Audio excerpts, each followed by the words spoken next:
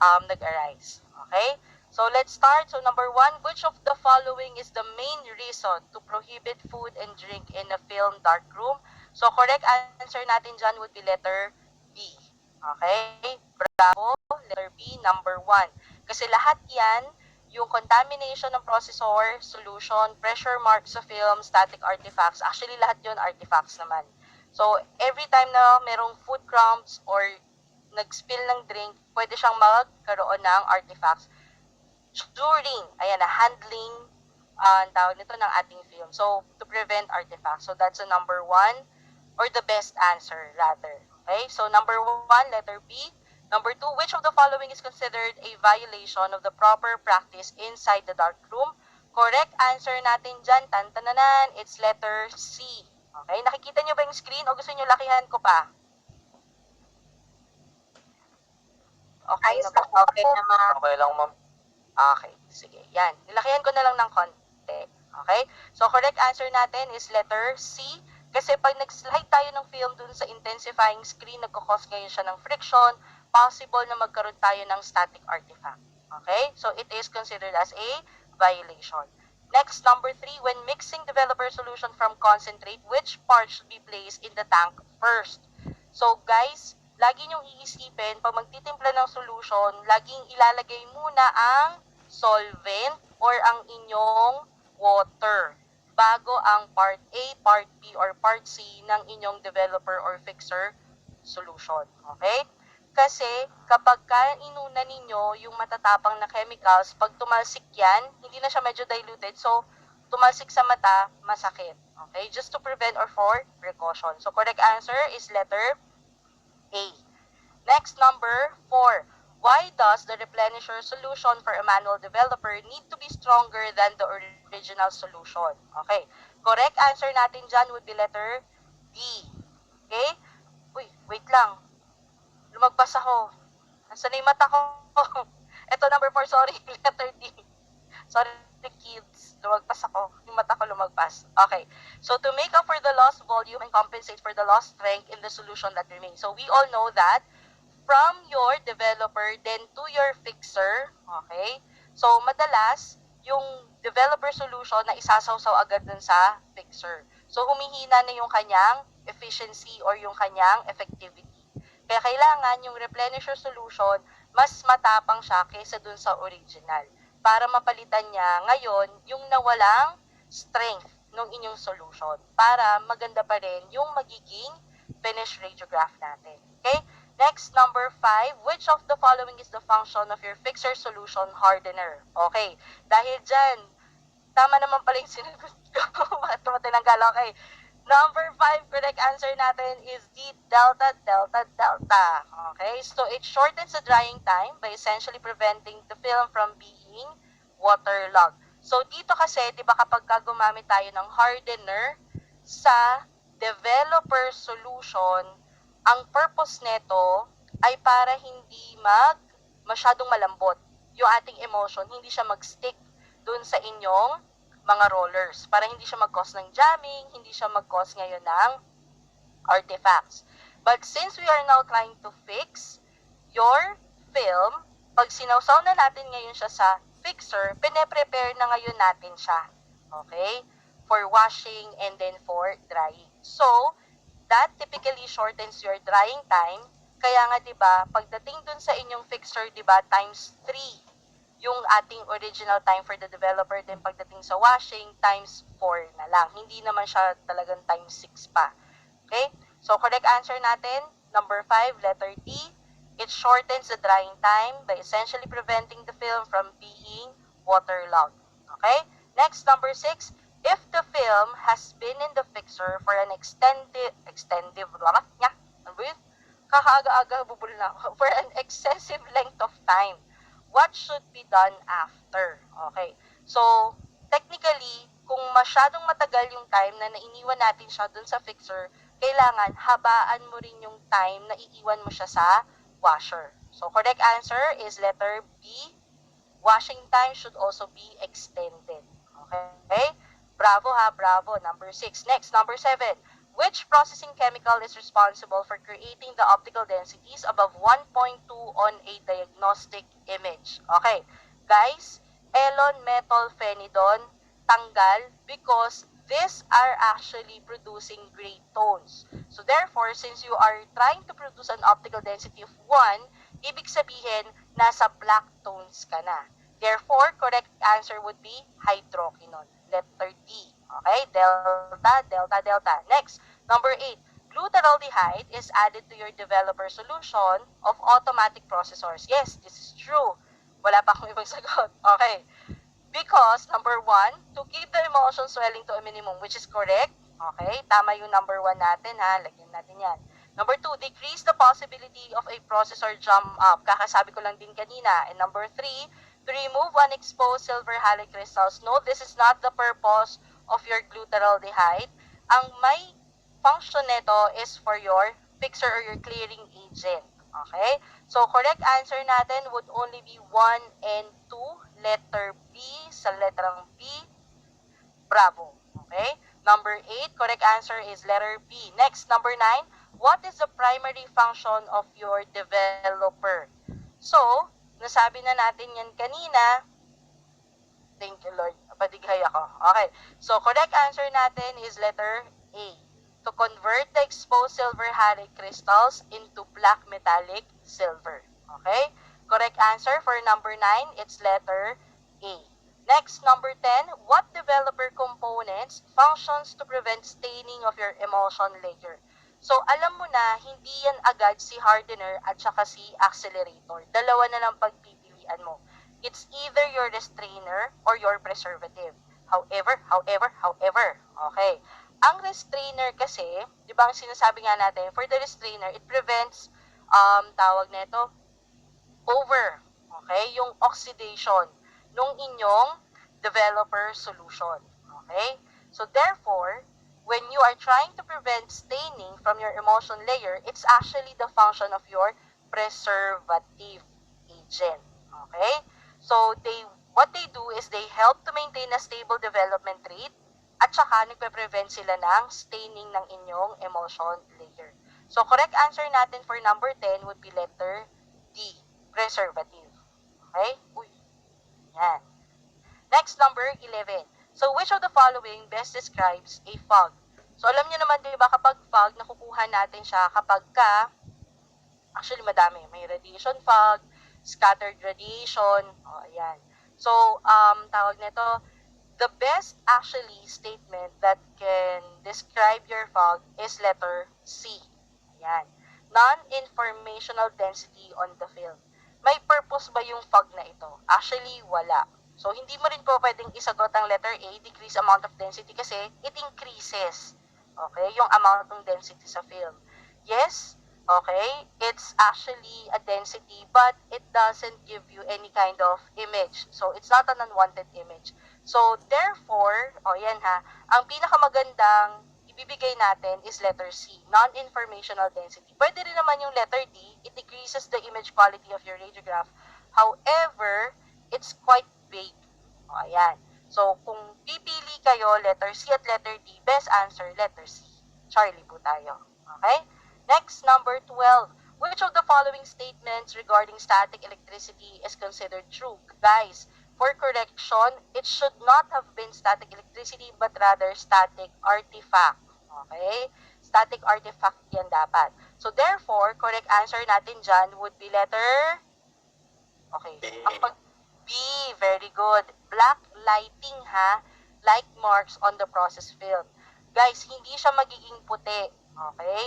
Kasi kung puti, ibig sabihin nakaskas yung emulsion yan. So, dahil nag-add siya ng density, it will appear as additional black. And from that static electricity or static artifact, it will appear as streaks, yung parang lighting niya.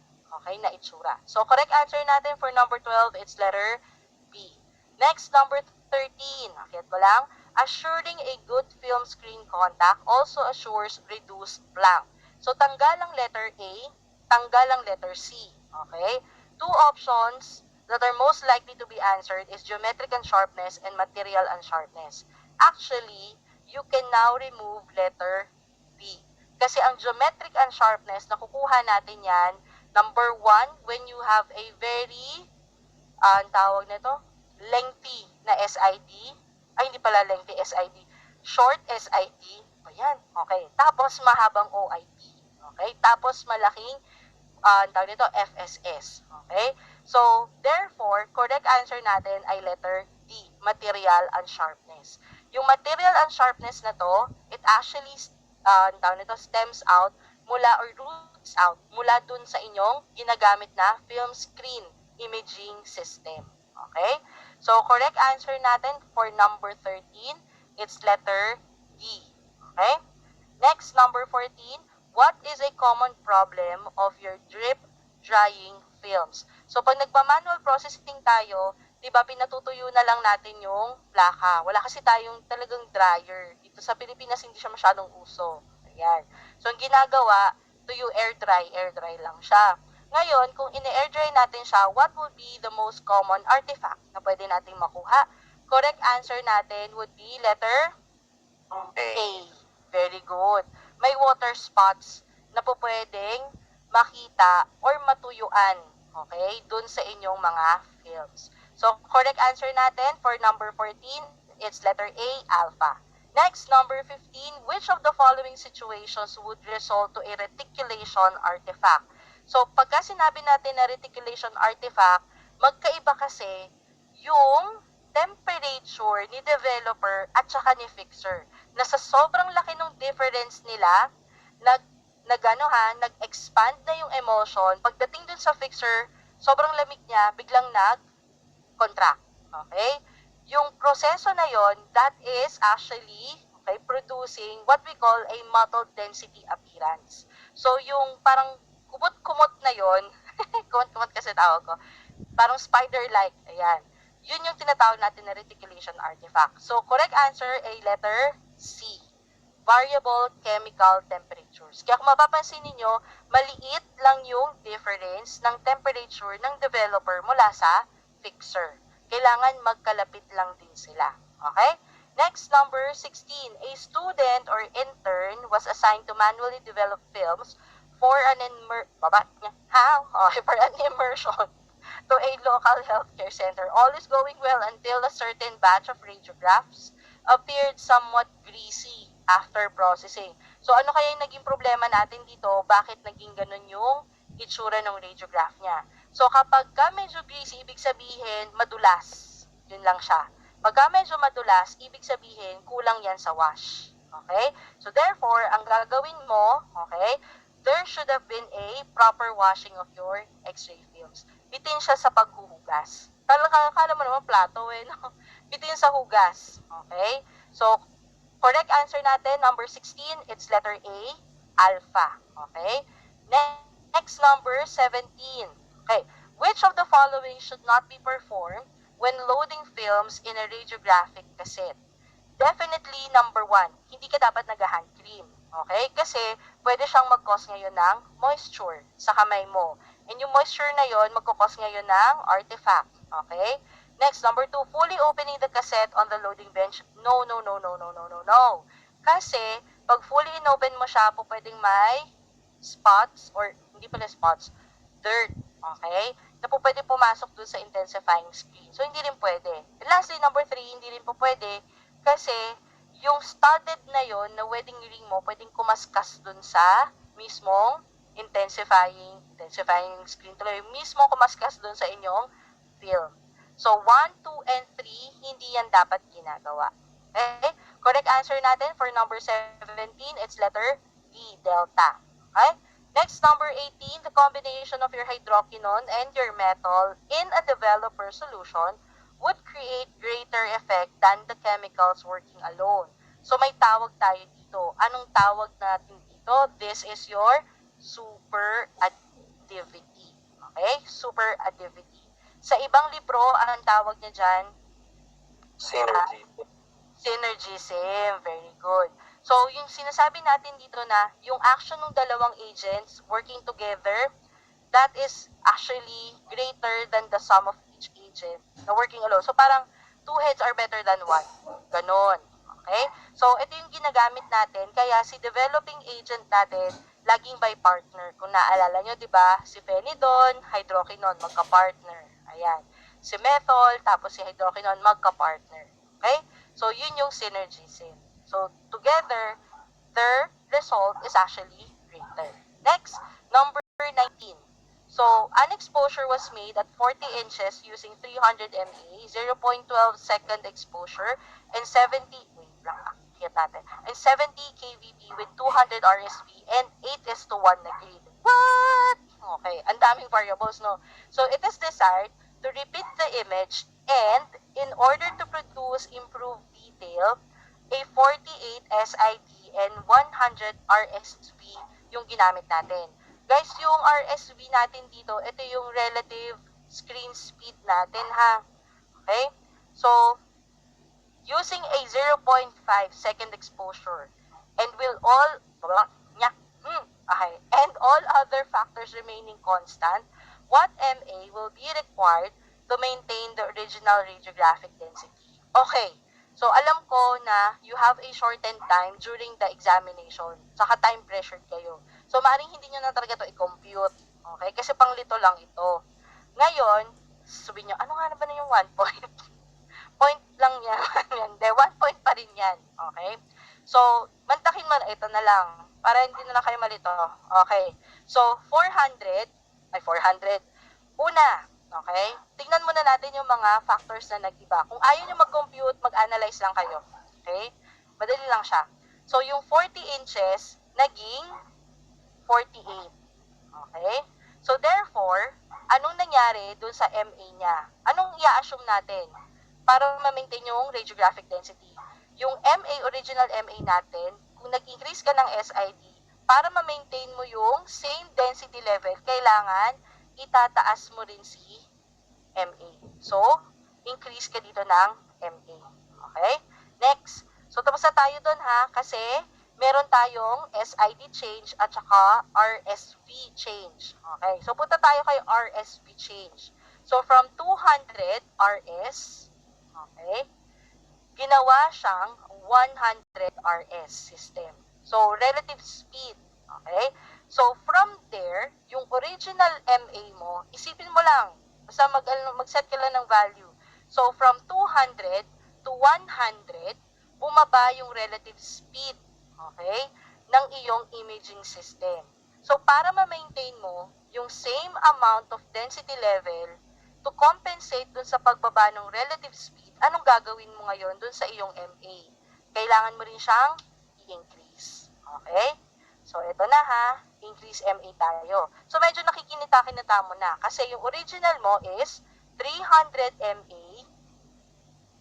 Ayan, 300 MA. Meron ka ditong 300 MA. So, ang option mo sa ngayon ay puro increase. Okay? So, tinitignan mo na, maaari, ito yung tamang sagot, 400. Okay, sunod. Hindi pa dyan natatapos. Kasi, mula dun sa SID at saka dun sa relative speed, nagbigay na naman siya ng isang variable na babaguhin mo. Okay, which is your exposure time. Okay, let's see. So, from 0.12 seconds, ginawa niya ngayong 0.5, okay, seconds. So, from the two, between the two, ha, sino dyan ang mas mabilis? Syempre, yung 0.12. Mas mabagal yung 0.5. So, definitely, for you to be able to maintain the same amount of density mula sa mabilis na exposure, o yan, tapos mabagal ngayon yung exposure. Okay? To compensate for that, anong gagawin mo sa MA mo? Kailangan mong mag-decrease. Ay, mali pa nga spelling. Okay. Decrease in MA. Okay? Hala, Ma'am Isa, paano yan? Sino na pong susundin namin dyan? Kasi ang dami na po niya. Increase. So, mandatory, nandito ka na sa 400. Okay? Tapos, magdi-decrease ka na ng MA. Paano po yun? Pwede na siyang maging 300, 200, or 100. Ngayon, nung kinompute natin siya, anong nakuha nyo? Wait lang, tanong ko, kinompute nyo ba siya? O nanghula na lang din kayo? Nahula. Hula na lang, ma'am. Wala na lang. Hindi ko alam anong solution dito. combination. Okay, it's a combination of your different formulas. Okay, pag kinompute nyo siya, ang lalabas talaga dyan na tamang sagot ay nasa 200. Okay, ang lalabas dyan, pag kinompute nyo siya. So, from MAS, tsaka density maintenance formula, okay, pag kinompute nyo siya, ang lalabas na sagot dyan would be 432 MA. Okay, lagay ko nga dito sa ibaba ha. 432 MA. Yan ang lalabas na sagot dito pag kinompute mo siya. Ngayon, gamit ng 432 MA, yun ang gagamitin mo dito sa pangalawang solution mo, which is yung RS, relative speed screen formula. Wherein, ang lalabas dyan na sagot would actually become 864 MA. Hala, pataas siya ng pataas. Yes, pataas siya ng pataas. Pero napansin mo, from, ayan ha, 0.12 to 0.5. Okay? There is actually a drastic decrease nung inyong exposure time. So, therefore, kailangan mag-decrease ka ngayon. Decrease tuloy. Take 2. Okay? There is a drastic increase ng inyong exposure time. So, therefore, kailangan mo mag-decrease ng MA. At kapag kinompute mo siya, ang lalabas dyan ay okay, nasa 2. Na-compute ko nga ba siya? Ay, oo, kinompute ko siya. Oo, kinompute ko siya. Lalabas lang siya at around 200. Okay? Kasi halos nakalahati natin siya. So, magiging dapat tuloy. Dapat mo na correct answer ay nasa 200. Okay? Ang gulo, no? Ma'am, isang gulo mo talaga. Oo, sorry na kids. Yan. Naasar ko lang kayo. Good dogs, ma'am.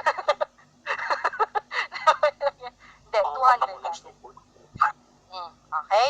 So, 19, 200 tayo ha. Okay, next, number 20. Sana naintindihan nyo ako kahit ganito ako kagulo. Okay, next. Number 20. You've taken an AP thoracic radiograph and noticed that the upper part of the spine is overexposed. So, which of the following should you have done to get a better film? So, anong gagawin natin dito? Definitely, kailangan gumamit tayo ng filter. Pero saan mo siya ilalagay? Sa upper part or sa lower part? Alam mo na overexposed yung upper part, so therefore, dun mo siya ilalagay. So, correct answer natin ay letter A. Okay? Kasi, kapag nilagay mo pa siya dun sa lower part, yung mismong filter natin, hindi mo na ngayon makikita yung nasa ibaba. Kasi na-absorb na rin yung kanyang, ayan ha, ibang density, yung lower density levels niya. So, it should be letter A. Next, number 21. Which effect would be reducing your FFT half? So, for example, nagbago ka ngayon ng iyong SID. FFD is also your SID, diba? So, ginawasan mo yung SID, anong mangyayari sa iyong X-rays? Thank you, Lord. Ayan, napatigay ako. Anong mangyayari sa iyong X-rays? Definitely, pag nagbawas ka ng SID, mag-i-increase ang number of photons na makakaabot sa film. Therefore, tataas ang iyong density. Kaya ang correct answer natin dyan, sumasabay din ang aso namin, ay letter A. Okay, alpha, alpha, alpha. Next, number 22. Which of the following filters will be most or would most fit for an AP projection of your shoulder? Okay, so huwag niyo kakalimutan to, shoulder, panga talaga no? Chin, mandible pala. Yung pala yung tamang term. Mandible, yan. So, all of those, ang halos ginagamit natin dyan would be your boomerang filter. Okay? Correct answer, letter B. Ang wedge filter, ginagamit natin yan. Alam niyo na yung itsura niyan, di ba? Wedge filter para sa foot. And then we have the throw filter. Okay? Ito yung itsurang double wedge. Okay? Iba naman yan. Ito naman, wait lang. Papadigay ako. So, ang throw filter, iba naman ang pinagagamitan. At ang beveled, almost the same as your wedge filter. Okay? Next, number 23. Ako, computation na naman. Hindi, madali lang yan. So, given an original technique, yes po, Ma'am Rolene. May tanong po kayo, Ma'am?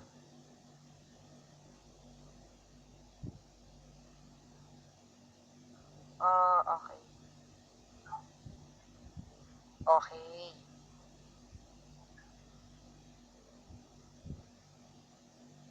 Okay. Sige. Formula saan? Okay, napindot lang pala ni Ma'am Rolene. Okay, sige. Sorry. Akala ko nagre-raise ka ng hand. Ayan. Thank you, James. Ayan, tumutulong din si James. Okay. Sorry ha, hindi sa dami ng iniisip ko, kailangan matapos tayo. Okay, so ang formula na ginagamit natin sa 19, ayan, sa 19, pwede nyong gamitin dito, wait lang ha, i-type ko dito. Ito siya, density maintenance formula. Ito yung MA1 over MA2 equivalent to distance 1 over distance 2 squared. Okay? Yun yung formula na yon. And then, dito sa next formula natin, yung RS, MA1 over MA2 equals 2. Ayan ha. Yung RS2 over RS1. Ang tawag natin doon is yung inyong film screen conversion formula. Okay? And then, lastly, yung formula dito sa pinakadulo, ito lang yung simpleng MAS, ang tawag nito, MA1 over MA2 equals to S2 over S1. Kasi di ba kasi nga di ba, ang tawag nito, reverse yung kanilang relationship. Okay? So, yun lang. MA1 tapos MA2 equivalent to S2 S1. Yan, baliktaran sila. Ito, do sa density maintenance, lagay ko na, MA1, MA2, equivalent to E1, wait lang, kasi kailangan natin siyang square. Teka lang. Nasaan na yun? Ayan. Over D2, pero kailangan naka-square din siya. Ayan. Tapos, dito dun sa film screen conversion formula natin, you have MA1 over MA2, equivalent, RS2 over RS1. Ayan. Okay? So, ito yung formula. Okay? Yan. Next, punta tayo ngayon with number 23. Okay. So, given an original technique of 30 MAS and 80 kVp, which of the following would produce a radiograph with double the density? So, lagi kong hindi pala ako nagsasabi sa inyo, laging sinasabi sa inyo ng technique prof ninyo, kapag magdo-double kayo ng density, okay, isang technical factor lang ang gagalawin. Kung MAS, MAS, kung KVP, KVP. So, ito yung ating, ayan ha, we have 30 and 80. So, ang gagalawin lang natin dyan kung MAS, it will become a 60. Okay, option 1 natin yan. MAS with, okay, 80 kVp. Ngayon, option 2, okay, hanapin mo kung meron siya dyan. 30 pa rin ang MAS, pero ang KVP, in-increase natin siya by 15%. Kung naalala nyo, wag kakalimutan si 15% KVP rule. So, that will become as 92 kVp. Meron ba tayong option 1 sa list natin? Wala. Meron ba tayong option 2 sa list natin? Yes. And that is that is letter B. Okay? So, correct answer natin for number 23 is letter B, bravo. Ayan. Okay? Next, number 24. A radiographic examination of an abdomen was made, hindi siya galit, okay, was made using 200 mA, 50 millisecond exposure, and 75 kVp. Each of the following changes will effectively double the radiographic density except, okay, so pag binago natin yung exposure time ng 50 millisecond to 0.1 second, magdodoble ba yung ating radiographic density? Yes. Okay, that is yes. Magdodoble siya. Pero hinahanap natin yung hindi magdodoble. Next, letter B.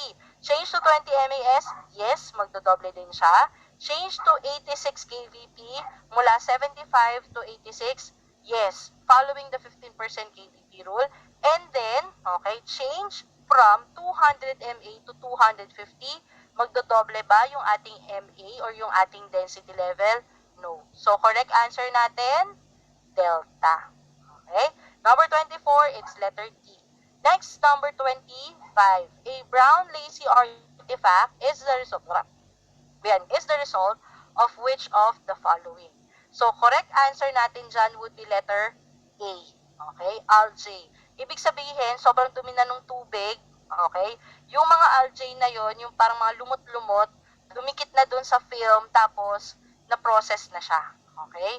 Yun na yung tinatawag natin na bulol ako, brown lazy artifact. Okay? So, correct answer natin for number 25, it's letter A. Alpha, alpha, alpha. Next, number 26, the Boston dentist who first demonstrated the first application of collimation and filtration. Correct answer natin, wala nang iba, is si Sir William Rawlings. Okay? Ano bang ginawa ni Sir Michael Pupin? Siya yung first, okay, na nag-demonstrate ng paggamit ng intensifying screen. Si Sir Charles Leonard naman, ang ginawa niya is for the demonstration ng paggamit ng double emulsion. So, sa kanya nag-umpisa yung, parang kumbaga siya yung naging proponent kung bakit tayo merong double emulsion radiography na ginagamit natin hanggang ngayon. Okay? So, correct answer natin, collimation and filtration, letter C, si Sir William Rawlings. Okay? Next, number 27, the speed at which the electrons travel from cathode to anode within the X-ray tube is dependent upon which of the following. Okay. So, tanggal lahat ng letter A and B. Lahat ng may kinalaman sa heat. Okay? Kasi yung heat sa anode, wala yun. Yung heat sa filament, hindi yung speed ng electrons ang pinakakialaman niya, but rather yung dami, okay, ng inyong X-ray photons or ng inyong ng napoproduce na electrons. So, tanggal ang A, tanggal ang B. It's either the tube current or the voltage applied to the tube. Correct answer, D. Okay? Yung voltahe na nai-apply natin dun sa tubo. Yung electron stream nyo kasi, ang magpo-propel nun, itong letter D. Okay? So, kung gaano man kabilis, siya yung nagre-regulate from cathode to anode. Yung paglipad nila. Okay? Next, number 28. Which of the following choices below was immediately used to replace your cellulose nitrate, as the latter causes hospital fires during the 1920s? So, if you can still remember yung history ng inyong screen base. Ayan. So, di ba, glass plates, nitrate, triacetate, and then polyester. Okay? So, tanggalin natin dyan yung maling sagot. Dahil sabi dito, okay, pumalit sa cellulose nitrate, tanggal agad ang glass plate. Okay? Tanggal din agad ang cellulose acetobiturate. Kasi ang cellulose acetobiturate, ito yung solution or chemical or material na ginagamit natin as a cover for your intensifying screen. So, the only remaining is your cellulose acetate at saka si mylar. Sunod na tatanggalin, cellulose acetate, because acetate and nitrate are just the same. Okay? Kasi kung maaalala nyo, ang safety base natin ay si cellulose triacetate. Okay? So, definitely, it is letter C. It is your mylar. This mylar is like a polyester. Plastic din siya, pero hindi rin naman nagtagal. Okay? Napalitan din siya ng polyester. So, yan agad yung pumalit bago nagkaroon ng triacetate, tapos ng, ayan, ng polyester. Okay? So, letter C ha, letter C. Correct answer for number 28, it's letter C. Next, number 29. Which of the following statements below regarding scatter radiation are considered to be true? Okay, let's see. Number 1, scatter radiation accounts for 80% density. Yes, this is true. So, lahat na may 1 tama, tanggal ang letter B, tanggal ang letter C. Next, number 2, it causes fog on the film, reducing its visibility of detail. This is true. So, lahat ng may 2 at 1, tama. Uy, surviving, A and D. Sunod, number 3, Compton and photoelectric interaction produces scatter radiation. This is false. Kasi, ang photoelectric interaction doesn't produce scatter radiation, only your Compton. So, therefore, correct answer natin ay letter A. Okay? 1 and 2 only. Hindi kasama si photoelectric interaction. reaction kasi ang pinuproduce naman niya ay characteristic radiation.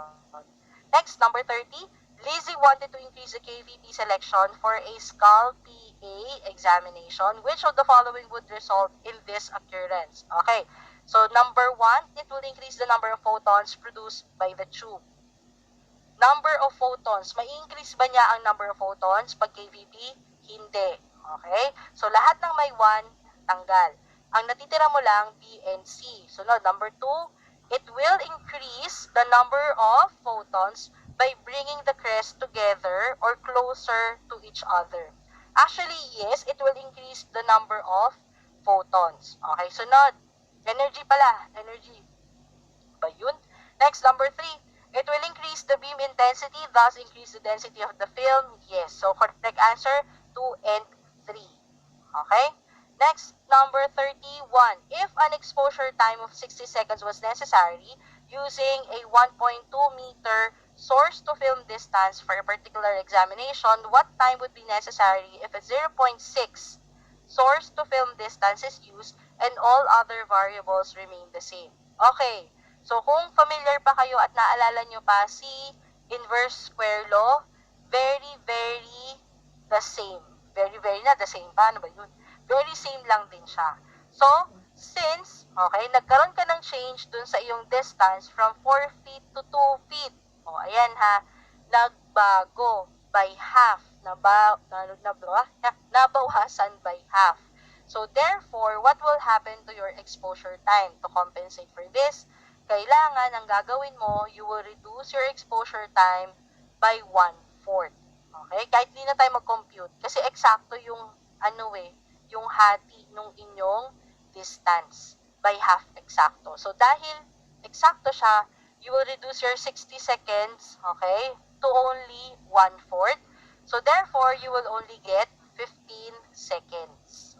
Okay? So, ano ba yung 1/4 ng 60 seconds? It is 15 seconds. So, number 31, it's letter B. Okay? Guys, sorry. Parang basura ata yun. Dumadaan-daan lang siya. Okay, nakolekta. Next, number 32. Which of the following is the most common reason that compensating filtration is used? Correct answer natin, it is used to reduce your film density. Hindi natin siya ginagamit ha, to reduce secondary radiation. Ang secondary radiation nyo kasi, this is your scatter. Okay? At ang gumagawa nun, hindi si filter. Hindi si filter material, kundi yung grid ninyo. Okay? Ano pa? Yung inyong collimation, etc. Okay? So, hindi siya. So, correct answer natin, letter C. Next, number 33. Which of the following groups of exposure factors would have been most effective, ayan in eliminating prominent pulmonary vascular markings in an RAO position of the sternum? Ito lang ang iisipin ninyo. Pulmonary vascular markings ang binabawasan. Kailangan mo dyan ay longer exposure time. So, dahil dyan, sino sa kanilang apat yung may pinakamatagal na exposure time? Correct answer natin ay letter D. Okay? Delta, delta, delta. So, kapag in-arrange natin siya, letter A, 0.03 seconds. Syempre, ang letter B, 0.04 seconds. Ang letter C, it would actually have 0.1 second. Ang letter D, bubulo na naman ako. 0.7. Okay? Seconds. Kaya ang pinakamahaba, pinakamatagal na exposure time ay letter D, delta, 0.7. So, yun yung gagamitin natin para ma-eliminate mo ngayon yung pulmonary vascular markings. Okay? Next, number 34. Advantage or advantages which is associated with extended processing includes which of the following? Okay, alin dyan yung ginagamit natin? Patient radiation dose down is reduced by at least 15%. Actually, hindi. It's reduced by 30%. So, ngayon, dahil dyan, alam mo na, A and D hindi yan tamang sagot. Next, letter B, image receptor sensitivity is increased by at least 30%. Yes, this is correct. Okay? So, correct answer natin for number 34 is letter B. Next, number 35, which of the following statements regarding filtration is considered to be true? Okay. Lahat yan mali bukod sa letter C. Okay? Conic filters are commonly used for digital fluoroscopy. That's true. Ang Thorius filter ninyo, hindi yan compensating but rather a compound filter. Okay? Okay, not increase patient dose but to lower. And then letter A, double wedge filter can be used for the radiography of the feet. Hindi dapat ito ay wedge lang. Okay? Correct answer for 35 is letter C. Next, number 36. Which of the following functions to expedite the process of passing films between the viewing and development rooms or ang tawag nito, areas? So, correct answer natin dyan would be your pass box. Wala nang iba. Siya lang, bukod lang. Next, number 37, stock rotation related to film storage means which of the following statements below? Correct answer natin, at lagi nyong tatandaan kapag nasa ospital na kayo at kayo na ang supply manager, first in, first out. Para hindi kayo nagkakaroon ng expired na mga films or expired supplies. Okay? First in, first out. Next, number 38. Why should you never empty both the developer and the fixer tank at once? Okay? Bakit hindi? Tanggal ang letter A ha, kasi ang amalgam solution only happens when you have a developer mixed with mercury. Yung mercury, nakukuha yon dun sa mga broken na thermometers, yung mga lumang-lumang, alam niyo ba, kapag manual processing, wala naman talaga tayong digital na thermometer na ginagamit or wala tayong tawag nito thermostat. Kasi manual nga lang gamit natin. So, we have the thermometer. Pag yun nabasag, lalabas yung mercury dun sa developer solution magmimix. So, that would actually form your amalgam solution. So, hindi yun. Correct answer natin would be letter C. Okay? Combination ng developer at saka ng fixer solution will result to ammonia. Alam niyo naman kung ano ang amoy ng ammonia. Talaga naman nakakagising. At talaga namang humihiwalay ang iyong diwa mula sa iyong katawang lupa. Okay? Kaya, okay, wag yung pagsasabayin. Okay? So, kung magde-drain kayo, gusto nyo, unahin nyo muna yung developer, tapos, filter nyo yung fixer, o benta nyo yung fixer. Diba? May pera sa fixer. Okay? Dahil sa silver. Okay? Next, number 39. Which of the following groups of technical factors will produce the least amount of radiographic density? Okay, so base dito sa mga technical factors na meron tayo, pagka least radiographic density, pinakamababang MA, pinakamababang seconds, pinakamababang kV, tapos pinakamababang screen speed. Okay? So, ano nyo na, meron na kayong idea. So, correct answer natin ay letter D. Ayan. Pag kinompute mo yung MAS dito sa letter A, anong makukuha natin? 4 MAS lang yan. Okay, sunod. Dito sa letter B, pag kinompute mo, parehas lang din yan. 4 MAS lang din yan. Next, letter C, pag kinompute mo, doble akyat, okay, 8 MAS. Hinanap natin is the least. So, correct answer, letter D. Next, number 40, when 100 MAS is produced at an SID of 40-inch, how much MAS is needed at a 30-inch SID to maintain its original density? So, ito na yung sinasabi natin na gagamit tayo ng density maintenance formula. So, we have the MAS1 over MAS2, etc., etc. So, all in all, pag kinompute mo siya, ang makukuha mo ay 56.25 MAS. Rounded off, you will get 56 MAS. Okay ha? Again, ang ginamit natin dito ay si density maintenance formula. Okay? Yes po, Sir Von. Ma'am, pwede lang ba explain ulit sa number 39? 39. Okay. Sige, no worries. So, balik lang tayo sa number 39 ha. Very quick lang. So, kung mapapansin nyo, pag sinabi natin na least radiographic density, we are looking for the lowest, yung pinakamaputi na radiograph. At paano natin siya makukuha? Makukuha natin siya through the following. Okay? Una, pinakamababa, lowest MAS. Okay? Makukuha natin siya. So, kung lowest MAS, definitely low in MA, and then low din siya in seconds. Okay? So, pangalawang criteria, pwede mo tingnan dyan ay pinakamababa din, lowest na KVP. Ayan. pinakamababa na screen speed system. Wait lang. Okay. Mababang screen speed. Low. Ito na lang. SS na lang. SS. Paalala ko naman mag-ML. Okay. Lowest screen speed. Okay. So, nga lang, ganito ha, nga lang, ang pinaka nagko-control talaga ng density ninyo is your MAS. Diba ang controlling, controlling factor natin for your density is your MAS. Ang influencing natin si KVP, okay, kasunod yan lagi, ang hindi nyo napapansin, meron din ng konti yung inyong screen speed. Okay?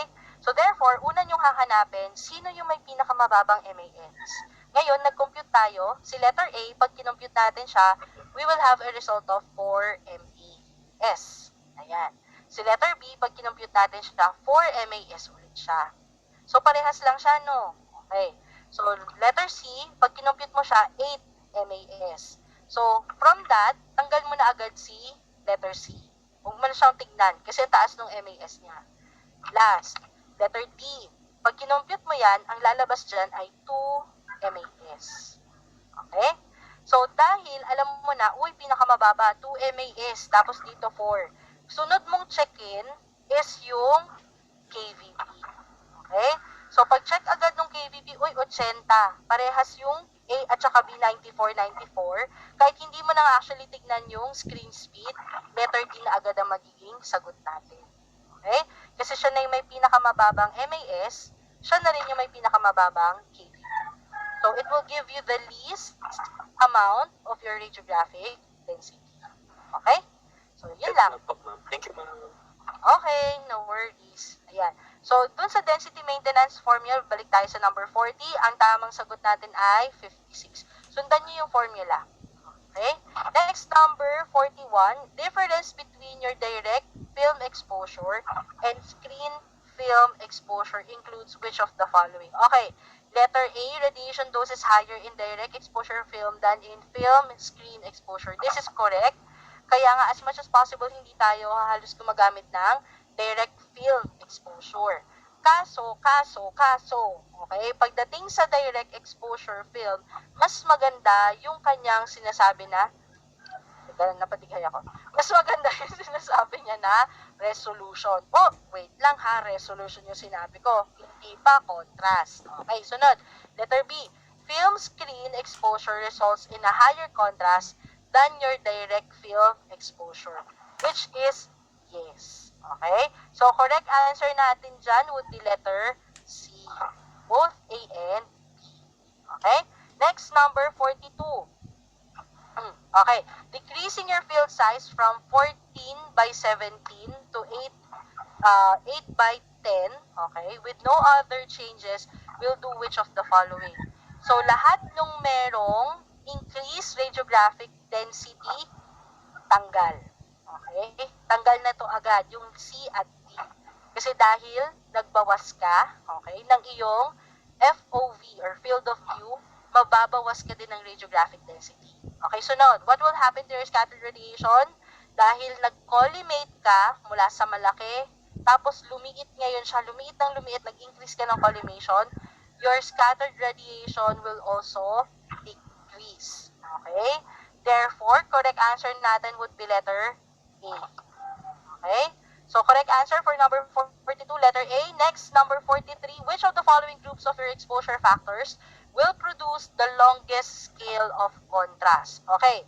Pagka-contrast naman ang hinahanap natin, pinakamahabang scale of contrast. Therefore, you are actually having a, low contrast kasi long scale. Okay? Long scale of contrast, so low contrast ang hinahanap natin dito. Which is, nakukuha natin kapag mataas ang ating KVP. Lagay na natin dyan, increase KVP, and then we have a decrease in your grid ratio. Okay? So, unahin muna natin. So, lahat ng merong nakikita nyo dyan na MA at saka time, huwag nyo na yan tignan. Okay? KVP lang kayo tumingin, tapos grid ratio. Ngayon, tingin sa Pinakamataas na KVP, that is letter C, 90. Pinakamababa nga natin na grid ratio ay nasa letter B. However, 90 versus 80, this is your primary controlling para sa inyong contrast. So, you will take into account letter C, which is the correct answer. Okay? 90 kV ha, 8:1 na grid. Next, number 44, air gap technique is used as an alternative to grid. So, this technique will do which of the following? Dahil meron kang increase in your OID, you would have to increase, okay ha, by 10% yung inyong MAS. Okay? So, correct answer, letter D, delta. Result to increase 10% in every kulang pala to. MAS. 10% in MAS. Okay? In every centimeters of OID. So, correct answer, delta. Next, number 45. Several types of your exposure timers may be found on your X-ray equipment. So, which of the following types of timers functions to accurately duplicate your radiographic densities? Correct answer natin would be letter D, photo timer. Okay? Correct answer, letter D, photo timer. Next, number 46.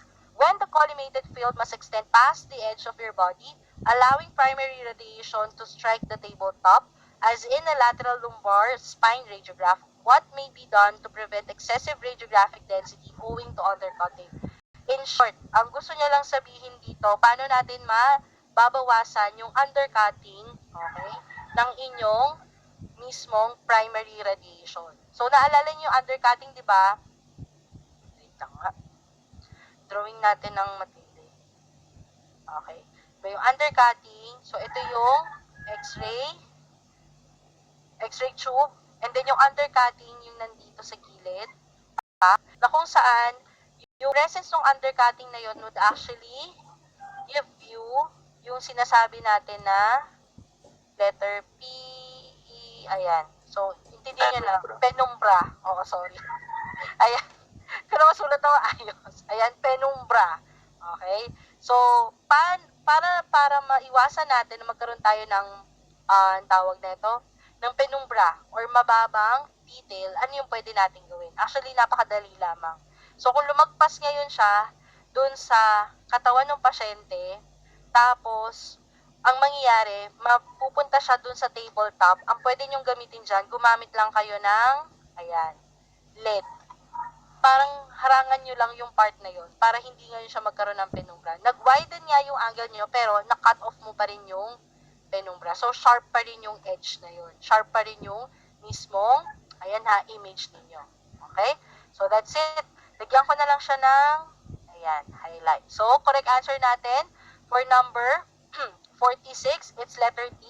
Use a lead rubber to absorb tabletop na primary radiation. So, in that way, yung gilid, yung kung nasan nandun yung penumbra, mawawala ngayon yung undercutting, ma-absorb ngayon siya. Okay? Nang hindi mo na compensate dun sa iyong, ang tawag nito, dun sa divergence or dun sa FOV na ginamit mo. Okay?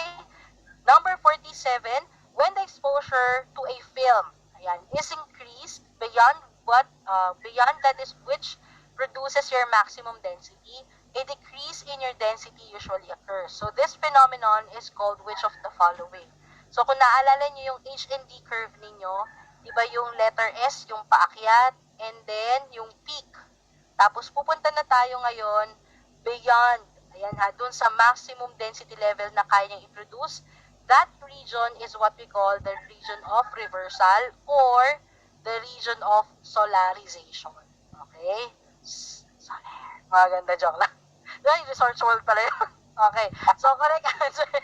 Nagkamali ako. Kailangan ko naman ng TV Okay. Letter A.